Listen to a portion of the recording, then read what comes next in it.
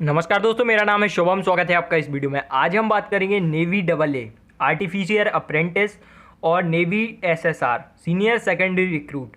इसके syllabus, exam pattern, selection process, negative marking, cut off, सभी कुछ इस वीडियो में जानेंगे। मैं आपको इस वीडियो में पूरी इन्फॉर्मेशन दूंगा नेवी से जुड़ी, तो आप वीडियो को लास्ट तक देखना। और अभी तक आपने हमारा चैनल सब्सक्राइब नहीं किया है तो प्लीज़ सबसे पहले स्टडी गियर को सब्सक्राइब करें, ताकि आपको नेवी से जुड़ी हर इन्फॉर्मेशन सबसे पहले मिलती रहे। तो चलिए सबसे पहले एग्ज़ाम पैटर्न के बारे में जान लेते हैं। तो इसमें जो टोटल नंबर ऑफ क्वेश्चन पूछे जाते हैं वो 100 क्वेश्चन आपसे एग्जाम में पूछे जाएंगे और 100 मार्क्स का ही आपका एग्जाम आएगा। 1 marks for each question, means एक क्वेश्चन 1 मार्क्स के लिए दिया जाता है। अगर एक क्वेश्चन आप सही करते हैं तो 1 मार्क्स दिया जाता है। और बात करें टाइम पीरियड की तो 60 मिनट, 1 घंटे का टाइम मिल जाता है आपके लिए।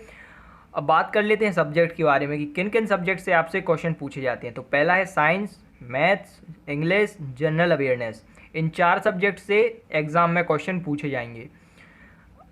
ठीक है, अब बात कर लेते हैं सिलेक्शन प्रोसेस के बारे में। तो सिलेक्शन प्रोसेस जो होता है आपका, वो सिलेक्शन होता है वो 3 स्टेप में होता है। सबसे पहले रिटन टेस्ट होगा आपका, दूसरा फिजिकल फिटनेस टेस्ट जिसे आप पीएफटी बोलते हैं, और तीसरा मेडिकल टेस्ट। अगर आप इन तीनों को क्वालिफाई कर लेते हैं देन आपका सिलेक्शन हो जाता है। अब बात करें नेगेटिव मार्किंग की।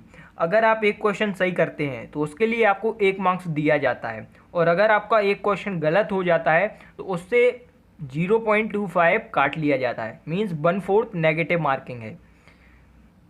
अब जान लेते हैं सिलेबस।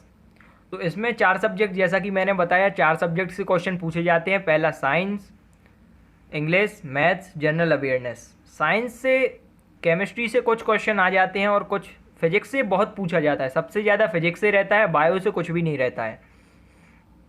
तो आप देख सकते हैं साइंस का सिलेबस है। इसमें physical world, measurement, kinematics, law of motion, work energy and power, motion of system of particle and rigid body, gravitation. दूसरा mechanics of solid state, fluids, heat, thermodynamic, oscillation, waves, electrostatic, current, electricity, magnetic effect of current, magnetism, electromagnetic induction, EMI है, and alternating current, electromagnetic waves, optics, dual nature of matter and radiation, atomic nucleus, solid and semiconductor device, principle of communication, metals and non metals, organic chemistry, food, nutrition, health, psychology and human disease, computer science. आप देख सकते हैं जो ज़्यादातर syllabus है वो class 12th का है। कुछ चैप्टर आपको ऐसे देखने को मिलेंगे जो क्लास 11th के हैं, लेकिन इसमें जो ज़्यादातर पोर्शन है वो फिजिक्स से है। और नीचे सिर्फ 3-4 चैप्टर आपको देखने को मिलेंगे जो केमिस्ट्री से हैं, और बायो से सिर्फ फूड, न्यूट्रिशन, हेल्थ और ह्यूमन डिसीज़ आप कह लीजिए। सिर्फ ये चैप्टर हैं आपके बायो से। अब बात कर लेते हैं मैथ्स का सिलेबस आपका क्या है। सबसे पहले relation and function, logarithms, complex numbers, quadratic equation, sequence and series, trigonometry. दूसरा Cartesian system of rectangular coordinates, straight line, family of straight lines and circle. और थर्ड है जो conic section, permutation and combination, vector, exponential and logarithmic, series, set and set theory, statistics.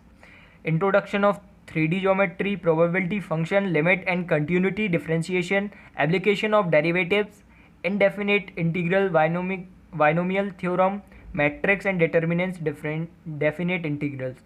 इसमें भी आप maths में देख सकते हैं जो ज़्यादातर पोर्शन कवर है वो क्लास 12th का है।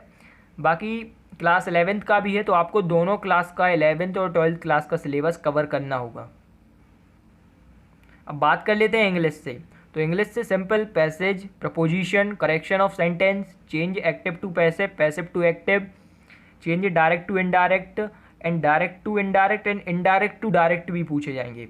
और verb, tense, non finite, punctuation, substituting phrasal verb of expression, synonyms and antonyms, meaning of difficult words, uses of adjective, compound preposition, determinants and use of pronouns. English में ज़्यादा syllabus नहीं है, हर कुछ easy आता है, तो इंग्लिश में आप अच्छा स्कोर कर सकते हैं। अब बात करें जनरल नॉलेज, जनरल अवेयरनेस की, तो इससे कल्चर एंड रिलीजन, ज्योग्राफी से soil, reverse, mountain, ports inland harbours, freedom movement. और स्पोर्ट्स से तो आप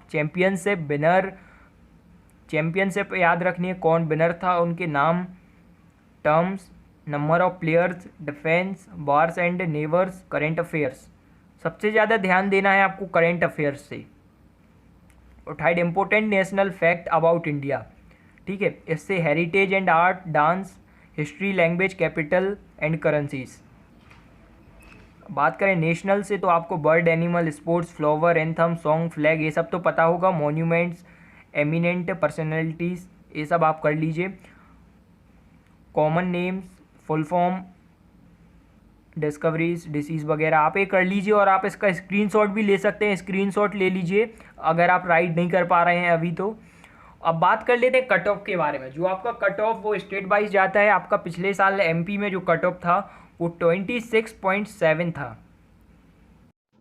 चलिए तो वीडियो को यहाँ ख़त्म करते हैं, और अगर वीडियो अच्छा लगा हो तो प्लीज़ वीडियो को लाइक करें और हमें सपोर्ट करते रहें।